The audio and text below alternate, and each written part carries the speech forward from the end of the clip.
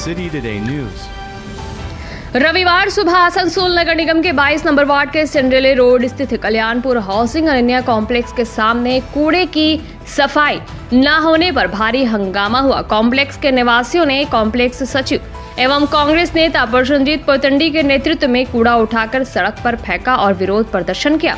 सड़क पर फेंके गए कूड़े के कारण सिंड्रेले रोड का यातायात पूरी तरह से ठप हो गया। विरोध की सूचना मिलते ही आसनसोल दक्षिण थाना पुलिस मौके पर पहुंची। इस दौरान क्षेत्र के तृणमूल कांग्रेस पार्षद एवं बोरो चेयरमैन अनिमेश दास भी घटनास्थल पर पहुंचे। उन्होंने कूड़ा सड़क पर फेंकने का कारण पूछा, जिससे उनके और कांग्रेस नेता प्रसन्नजीत पोतंडी के बीच बहस शुरू हो गई। बहस बढ़ते ही तृणमूल कार्यकर्ता और प्रदर्शनकारी निवासियों के बीच धक्का मुक्की शुरू हो गई। आरोप है कि तृणमूल समर्थकों ने कांग्रेस नेता प्रसन्नजीत पोतंडी को कूड़े के डिब्बे में धक्का दे दिया। स्थिति बिगड़ते देख पुलिस ने किसी तरह हालात संभाले।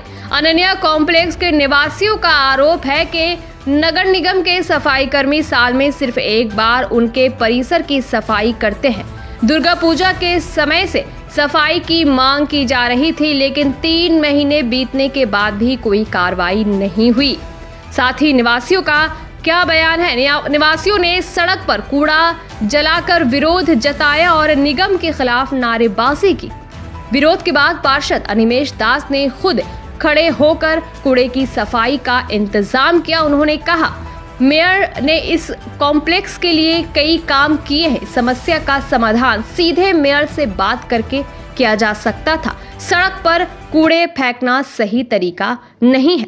आसनसोल नगर निगम के विधान उपाध्याय ने कहा, मामले की जांच की जाएगी और जल्द उचित कार्रवाई होगी। निवासियों को उम्मीद है कि निगम नियमित सफाई की व्यवस्था करेगा और इस तरह की घटना की पुनरावृत्ति नहीं होगी।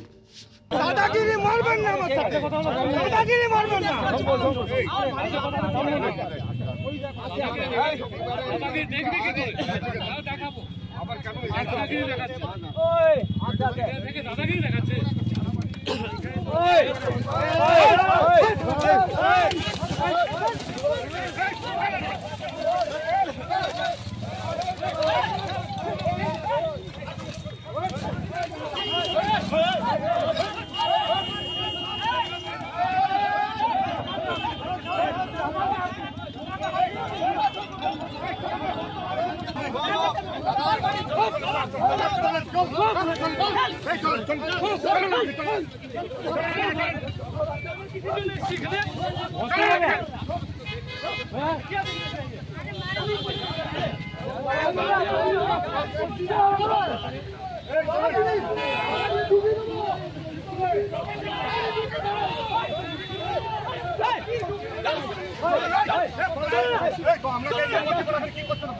প্রতিবাদ জানানোর পর কাউন্সিলর তার কিছু গুন্ডা বাহিনীকে আনে এসে আমাদের উপরে চড়াও হয়। আমরা যখন বলি যে এখানে 3 মাস ধরে বলছে আপনাদের নোংরা, আমরা বলি যে হ্যাঁ আমাদের নোংরা, তার জন্য আপনার যে সুপারভাইজার সে এখান থেকে 2500 টাকা দুর্গাপুজোর সময় ওই সুইপারদেরকে দেওয়ার জন্য নিয়ে গেছে, ক্লিনিং স্টাফদেরকে। তাতেও কেন এখনো হয়নি দুর্গাপুজো থেকে? বলছে করবে না, তোমরা স্লিপ কাটিয়েছো তো তাহলে 2500 টাকা। যখন বললাম যে আমাদের কাছে রিসিট আছে, তখন চুপ করে গেল। তখন আমাদের উপরে চড়া হলো, তার 2-4টে গুন্ডা এসে ধাক্কা মারলো, আমাকে ধাক্কা মেরে ফেলে দেওয়ার চেষ্টা করলো, পারলো না। ওই দেখুন আমাদের চেয়ারম্যানের পা হাঁটু ফাটি মানে পায়ে ফাটিয়ে দিয়েছে ধাক্কা মেরে ফেলে। উনি গুন্ডাগিরি করে এখানটা দেখাতে চাইলেন যে তুমি এখানে এটা করছো। আমি অ্যাজ এ সোসাইটির সেক্রেটারি, আমার এটা কর্তব্য সোসাইটিকে পরিষ্কার পরিচ্ছন্ন এবং সুষ্ঠু রাখার। কিন্তু উনি বুঝতে পারছেন যে এই অনন্যাতে যে এককালীন উনি যে দখলদারি রাজ চালিয়েছেন, সেই দখলদারি এখন আর অনন্যায় চলবে না।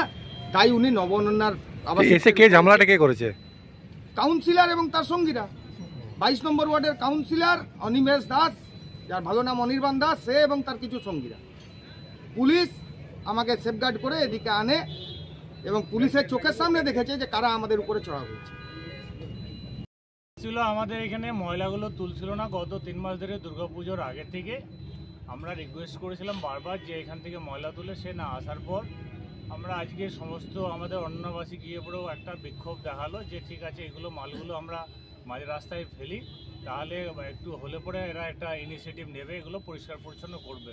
উদ্দেশ্য আমাদের একটাই, শহরটা আমাদের, আমাদের সবারই ইচ্ছা শহরকে সুন্দর করে রাখা, পরিষ্কার পরিচ্ছন্ন করে রাখা, আমাদের উদ্দেশ্য সেটাই ছিল।